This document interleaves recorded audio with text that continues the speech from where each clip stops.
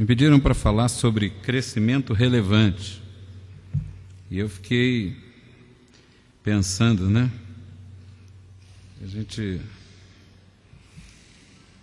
Primeiro, o que é crescimento relevante? Porque isso é uma questão que a gente precisa pensar. Qual é a relevância, né?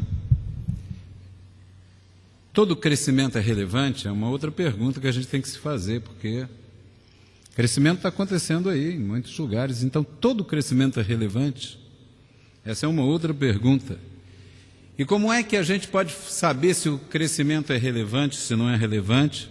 E o que a gente faz para que o crescimento não se torne irrelevante, não se torne um problema e não se torne um tormento?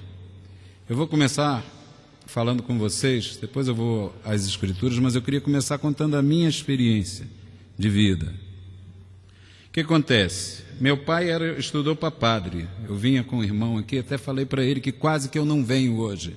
Era só meu pai ter sido padre, que eu não viria. Meu pai estudou para padre porque na terra dele só se estudava para padre e eu não tinha mais nada para estudar. E o único colégio era para formar padres. Ele é nascido em Mariana, ali junto de Ouro Preto. E aí meu pai estudou para padre. Mas ele disse que depois de um ano ele decidiu sair porque ele estava muito mais pecador do que antes. E antes que ele se perdesse totalmente, ele saiu. Ele disse: eu vou para o mundo secular mesmo, que aí fica mais light. Aí lá eu já sou pecador mesmo, mas pelo menos eu sou um pecador leigo, fica mais fácil para mim. E aí meu pai, para poder estudar, veio para o Rio de Janeiro. A única opção que ele teve foi fazer um concurso, passar para a escola de sargentos, no século passado ainda. E aí ele foi ser sargento. Casou com a minha mãe, porque conheceu ela numa vila militar, que existia ali perto da Ilha do Governador. Tem um amigo aí da Ilha do Governador, e a Ilha do Bom Jesus.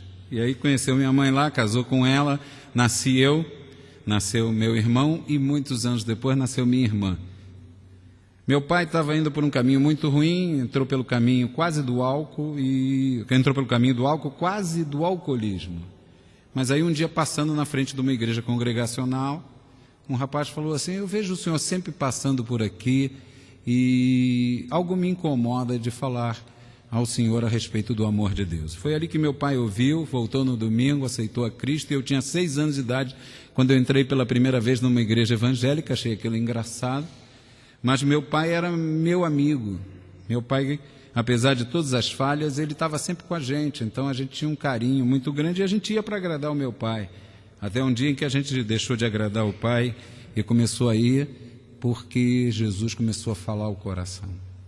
Eu me lembro que eu tinha uma memória na época prodigiosa. Hoje eu às vezes não lembro o que eu almocei, mas naquela época eu tinha uma memória muito boa. E eu decorava textos inteiros da Bíblia. Então eu era o aluno predileto da escola dominical, das professoras, por causa da memória. Não é que era nada demais não, né? E eu sempre fui assim uma pessoa tranquila, então não criava problema para ninguém, decorava tudo, estava ótimo. Era uma maravilha. Mas um dia eu tive uma experiência com Cristo. E isso começou a mudar a minha história. Meu pai tinha uma experiência com Cristo, mas era a experiência dele. Algumas coisas que meu pai me ensinou são caras a mim até hoje, porque meu pai me ensinou sem nunca falar sobre. Meu pai me ensinou sobre oração. Como é que meu pai me ensinou sobre oração? É muito simples. Eu chegava em casa, né? Eu estava em casa, estava brincando na rua, chegava em casa, procurava meu pai. Estava todo mundo vendo televisão, desde que a televisão entrou, porque primeiro era televizinho, depois foi a televisão, na minha época, e depois que a televisão entrou na minha sala, eu procurava meu pai na sala e sabia que ele estava lá no quarto. Aí ia lá, aí abria a porta devagarinho e meu pai estava ajoelhado orando. Então meu pai nunca me disse que oração era importante. Ele nunca precisou me dizer isso, porque eu sempre vi meu pai orando. Meu pai nunca me ensinou que a Bíblia era importante, porque todas as vezes que ele não estava orando, não estava conversando com a gente, não estava brincando com a gente, ele estava lendo a Bíblia. Então meu pai nunca precisou me ensinar essas coisas. E quando eu tive uma experiência com Cristo, essas coisas começaram a mexer comigo, mas eu não sabia o que fazer com aquela minha fé. A igreja estava ali, falava termos que eu não entendia, falava coisas que eu não entendia, e eu não sabia muito bem o que fazer com a minha fé, quando houve um avivamento nos anos 70 houve um avivamento na cidade do Rio de Janeiro. Um avivamento que começou da maneira mais improvável. Um advogado resolveu reunir um grupo de moços que estava meio desorientado na casa dele para orarem lá na Tijuca, e começaram a orar. E aquilo começou a crescer. E começaram a evangelizar, e começou gente a se converter. E um movimento que eles denominou Clubes Bíblicos Jesus Vive começou a funcionar. E aquilo funcionava, mas eu não sabia de nada disso. Um dia bateram lá na porta da igreja, eu estava batendo papo com a rapaziada, bateram 2 camaradas e disseram, vamos começar um clube bíblico. E aí eu fui ver o que era aquilo. Clube eu sabia o que era, bíblico eu sabia o que era, mas não sabia juntar as duas palavras. Cheguei lá, só tinha adolescente. Na época chamávamos de jovens, 14 anos, 15 anos, 16 anos, 17 anos, 18 anos. Era uma garotada que sabia pouco de Bíblia, mas tinha um velhinho lá, que era um ancião, careca, militar, que dizia, gente, ele ia lendo com a gente, estimulava a ler, a gente orava, ele era um oficial da aeronáutica, ia orientando a gente, e aí a gente começou a se reunir num terreno baldio. A igreja disse que não podíamos nos reunir lá, porque vocês entendem, né, que para subir no púlpito na minha época, primeiro tinha que usar terno, gravata. Segundo, tinha que ter teologia. A gente não tinha nada. Então a gente não podia ficar ali no templo. Então nós fomos para o terreno. Empresta o terreno, emprestamos. Terreno vocês podem. Na terra batida vocês já têm santidade para chegar até a terra batida. Daí para diante não dá. E aí a gente começou na terra batida. Eu me lembro que a gente saía pelas ruas, convidava pessoas. Sabe como é que a gente fazia? A gente não sabia nada desse negócio de teatro evangélico? Não. Sabe como é que a gente fazia teatro? Eu me lembro de uma peça que o rapaz levou uma borrachada do PM, depois o PM pediu desculpa, que ele chegou no meio da praça e começou a gritar, socorro, socorro, socorro, socorro, corre todo mundo, era um lugar de feira, juntou uma massa, quando o nego correu e o PM já saiu batendo, ele disse, não, a minha alma tem sede de Deus. Aí pronto, a gente chegou, pregou, fez apelo, um deu testemunho, levou aquela massa para a igreja. Eu sei que a gente começou a juntar 600 pessoas no terreno, 300 das quais não eram crentes. Você imagina que tumulto. Os presbíteros da igreja olhavam aquilo e ficavam horrorizados, porque entrava gente fumando, entrava gente ébria, entrava gente, umas moças com uma bermuda que nem poderia se chamar bermuda, e entrava tudo aquilo no terreno. E eles diziam, mas isso aqui é uma bagunça. E era exatamente o que era uma bagunça. Eu me lembro que chegou um drogado tão doido, mas tão doido, tinha tomado tanto ácido, o cara estava tão virado da cabeça, que ele entrou assim e ficou olhando para a gente em pé. E a gente não sabia o que fazer, foi lá, orou com ele, mas o cara não se mexia, né? E o culto rolou, gente e tal, fizemos o apelo, veio gente à frente e ele foi lá na frente, alucinado, chamava-se Manuel. Não sei nem se meu amigo lá de Campos está aí, mas Manuelzinho é pastor em Campos. Manuel foi lá. Na semana seguinte, Manuel voltou e disse, olha, Jesus fez alguma coisa na minha vida, não consegui usar a droga, não consegui usar álcool, não consegui ir para os prostíbulos, eu não sei o que está acontecendo comigo, eu acho que eu virei crente. Como é que é esse negócio? Aí a gente explicou mais ou menos dentro do que dava para ele entender. Manuel saiu de uma loucura para uma lucidez em mais ou menos 2 ou 3 semanas. Um negócio assim, um milagre de Deus. Mas eu me lembro do Manuel dizendo assim, não, eu queria dar meu testemunho, que ele via a gente dando testemunho, 2 semanas para 3 de convertido. Tá bem, Manuel, mas você tem 1 minuto. E o Manuel foi lá na frente e disse assim, gente, eu estava plano. E cada vez mais plano. Aí Jesus plana o meu coração. Agora eu e ele plan juntos. E aí ficou todo mundo olhando. Mas Deus transformou a vida daquele rapaz, se tornou um pastor, tem um dom de evangelismo extraordinário.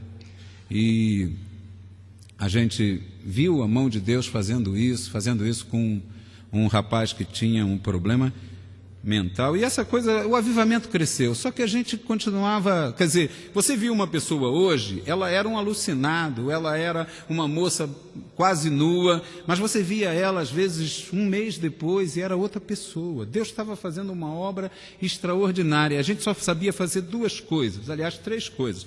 A gente orava muito, A gente lia a palavra, devorava a palavra. Eu me lembro que nessa época eu lia a Bíblia pelo menos uma vez por ano, ela de ponta a ponta. Começava em Gênesis, passava para Êxodo maravilhosamente, me arrastava desesperadamente por Levítico, pegava números com alegria, tremia em Deuteronômio, aí chegava Josué, era um alívio, até que chegava as crônicas, e aí fulano gerou a ciclano e morreu, gerou a ciclano e morreu, gerou a ciclano, quase que eu morria, mas eu continuava. Mas chegava nos evangelhos, aí eu não queria passar dos evangelhos. Eu não ficava preso nos evangelhos porque eram difíceis de ler, não. Eu ficava preso porque quando chegava em João dava pena. Aí eu voltava às vezes e começava Mateus de novo. E o avivamento acontecendo entre a gente não sabia que aquilo era avivamento. Eu nem sabia que existia avivamento.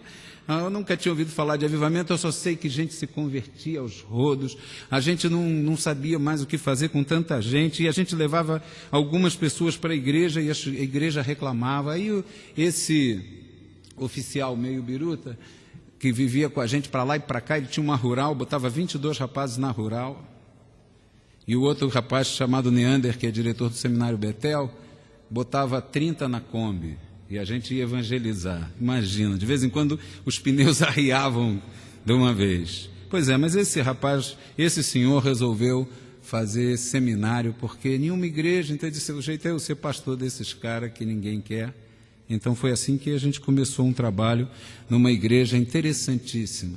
Aquela igreja tinha 100 pessoas no papel, era uma igreja antiga, tinha sido dividida pela renovação, com processo em justiça, o pau quebrou, a coisa ficou feia, e depois ela teve um movimento ecumênico. Aí o que não quebrou de um lado, quebrou do outro. E aí 100 pessoas no papel, 10 pessoas no culto, e aí chegamos nós, aquela horda, aqueles monstros chegaram ali e assumiram a igreja. Foi um tempo de choro, de lágrimas, resistência daqueles que sobreviveram às primeiras catástrofes, mas não estavam sobrevivendo à terceira, que éramos nós, e Deus começou a operar ali. Gente, a gente começou a orar numa sala, nós éramos 11 pessoas. Vamos fazer uma vigília? Vamos, 11 pessoas. Houve um dia em que nós tínhamos mais de 6.000 jovens orando a madrugada inteira. Graças a Deus, o templo não estava construído, nem tinha teto, nem tinha parede. Nós tínhamos um terreno de 3.600 metros quadrados, que tinha só as fundações e os pilares. E porque, graças a Deus, não tinha nem teto nem parede, 6.000 pessoas lotaram aquilo, e o único jeito de fazer culto naquela noite foi em pé. E aí você imagina, às vezes quando eu leio o livro de Esdras e o livro de Neemias, e fico vendo aquele povo em pé, do alvorecer até o meio-dia, ouvindo a palavra de Deus, eu fico pensando nas loucuras que aconteceram na minha juventude. Eu sei que aos 20 anos eu era presbítero, que aos 25 anos eu assumi o pastoreio daquela igreja. E a igreja cresceu. Ela cresceu de uma maneira incontrolável. Aquelas vigílias cresceram. Só que a gente não sabia fazer aquilo ser relevante. E aí a igreja começou a derrubar a gente. Nós começamos a enfrentar o desastre do crescimento. Primeiro a gente tentou ajustar a igreja, digamos assim, ao modelo antigo, que a gente conhecia, de uma igreja tradicional. Então a gente tentou ajustar a igreja ali, mas ela não cabia. É o mesmo que você tentar botar um adulto, um desses adolescentes contemporâneos, de 2 metros de altura, pé 44, numa roupa de 10 anos. Não tinha jeito, a igreja não cabia ali. E eu fiquei massacrado. Esse senhor que é meu sogro, que era aquele advogado, casei com a filha dele, ele foi mais esperto que eu. Quando ele viu que a coisa estava pegando, ele disse, você fica aí, eu vou fundar igrejas. E ele saiu abalizado por nós e começou 30 igrejas. Treinamos liderança e começamos 30 igrejas em todo o Brasil. Começamos a mandar gente para tudo que é lugar, tentar ver se expulsava alguns membros dali, tentar ver se botava aquele pessoal para fora. Mas a gente não conseguia fazer isso. E aí a gente começou a ser massacrado. Eu me lembro que muitas vezes eu chorei de madrugada. Muitas vezes eu fiquei olhando para aquilo e perguntando, Deus, o que eu faço com essa gente? Eu ligava para uma pessoa que tinha sumido, que morreu. Um membro da minha igreja morreu. E porque era muita gente, eu nem soube disso. Nem eu soube, nem ninguém soube. Eu encontrava uma pessoa na rua, ela me abraçava e dizia: pastor, que bom encontrá-lo. Aí eu olhava: pastor, eu sou da sua igreja, foi o senhor que me batizou. E eu olhava assim e dizia: meu Deus, o que eu estou fazendo? Meu Deus, isso está errado. E aí eu dei um azar de parar naquele texto de Ezequiel, capítulo 34, e ficar olhando para aquele troço. E os pastores infiéis, eu falei: se isso valer, eu não creio que crente perde a salvação, mas eu estou quase. Eu estou ali no limiar, mais um empurrão, eu desço ao inferno sem escala. Eu sou tudo isso aqui, eu não consigo pastorear essas pessoas. Aí veio o segundo problema, a igreja quase me matou, ela me deu pressão alta, você vai dizer: não foi a igreja? Foi. Os médicos diziam: meu amigo, larga isso, tu vai morrer. Ela me deu pressão alta, ela me deu diabetes, ela me descompensou todo, porque era muita gente e eu ficava preocupado com eles. Aí veio a pior de todas as coisas que a igreja fez comigo, por isso que a gente tem que perguntar se é relevante, porque eu me tornei, você quer mudar, você quer fazer, aí vamos para os métodos, aí vem todos os métodos, Paul Yong-Shu, David Yong-Shu, porque quando mudou de nome, deve ter mudado de método, mudou o nome, muda o método também. Era igreja com propósito, igreja sem propósito, igreja era tudo, rapaz, a gente fazia qualquer coisa, e a igreja desesperada, porque agora é o ano da célula, agora não é mais célula, agora é o ano do propósito, agora é o ano de não sei o quê, e nós saímos experimentando tudo, e no final a igreja estava mais ferida do que a gente. E aí, nesse processo, aconteceu a pior coisa, eu fiquei um cínico.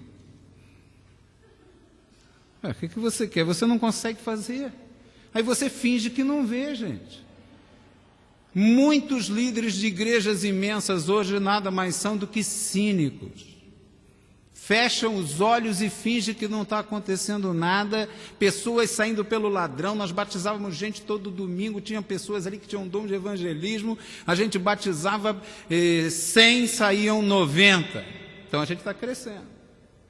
A gente batizava 80, saía 79, e saía para o mundo, da mesma maneira que entrou, sofreu, apanhou, não foi acolhido e foi embora, e nós estávamos ali, naquele processo, vendo tudo aquilo e sofrendo muito, aí a gente finge que não está sofrendo.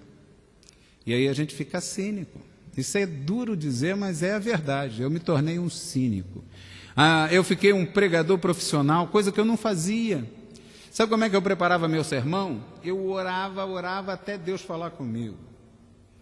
Aí eu pegava o texto, estudava, não fazia esboço, eu só estudava. Aí chegava lá na frente com muita oração e dizia: Senhor, tu sabe que eu preparei tudo, mas agora eu quero entrar pelo fio que o Senhor me deu. E aí eu pregava. Depois eu fiquei técnico, fazia sermões com introdução, 3 pontos, conclusão. Fiquei bom, sabia tudo sobre homilética. Sabia fazer introdução, aprendi até aquela teoria da homilética que você tem que fazer uma poesia para começar o sermão ou para terminar. Fiquei catedrático naquele negócio, só que a paixão foi embora. Quase acabei com a minha família, quase me separei da minha mulher, eu fiquei um bagaço. Pode ser que seja eu não estou dizendo que todo mundo que fizer isso vai acontecer isso, não estou dizendo. Eu estou contando a minha experiência. Eu estou contando para vocês a minha fragilidade. E eu estou dividindo com vocês a dor que eu sofri, para que vocês entendam por que eu pergunto se todo crescimento é realmente relevante. Não posso negar que Deus foi misericordioso, gente. Não dá para negar a misericórdia de Deus.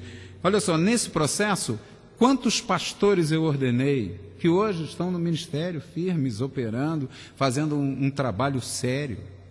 Olha, uma coisa, eu posso ter errado em muita coisa, mas uma coisa, quando eu saí daquela igreja, eu saí com uma alegria no coração, posso dizer. Todos os que me substituíram lá foram treinados por mim. Quando eu saí, a minha igreja sabia muito bem quem podia liderá-la. Porque todos aqueles homens que ficaram na liderança da igreja, eu ajudei a... Claro que Deus chamou, que Deus deu a vocação, que outros operaram, que seminários investiram, mas todas aquelas pessoas que estavam na liderança foram preparadas dentro do ministério. E a igreja olhava e sabia quem eram os líderes. Então não estou falando de uma igreja perdida. Estou falando de uma igreja que tinha missões, estou falando de uma igreja que tinha liderança, uma boa liderança, mas que perdia os seus membros numa velocidade quase igual à que ganhava, e que a gente não conseguia pastorear aquele pessoal de jeito nenhum. E essa era a nossa angústia, essa foi a minha angústia. E eu saí de lá, quando eu saí de lá eu resolvi fazer uma coisa. Eu falei, já que isso é tão grande, eu vou procurar um buraco bem pequeno para ver se Deus restaura a minha alma. E aí eu fui para uma igreja que tinha no papel 23 pessoas, na prática tinha meia dúzia, tinha um jovem que tinha sofrido um câncer e tinha tirado, mas era uma benção aquele garoto, tinha tirado parte do cérebro, então ele tinha muitos limites, tinha um adolescente que era rimo de família e tinha velhinhas, um montão de velhinhas. Aí cheguei eu, minha mulher, não tinha nenhum violeiro, não tinha nenhum pandeiro, não tinha nada. Aí eu falei, o que eu faço? Aí liguei para um amigo meu, ele me comprou um violão para mim, que eu não sabia nem comprar, me ensinou umas cifras, e foi assim que a igreja sofreu durante um ano, orando desesperadamente, manda um instrumentista, ensinei eles a orarem, eles oravam, manda um instrumentista, porque quando eu tocava, eles já começava a intercessão. Deus manda alguém, Deus tem misericórdia, lá vem o pastor de novo, por favor, Deus. E foi assim que eles aprenderam a orar. Mas eu falei, olha, a gente precisa fazer alguma coisa para mudar isso.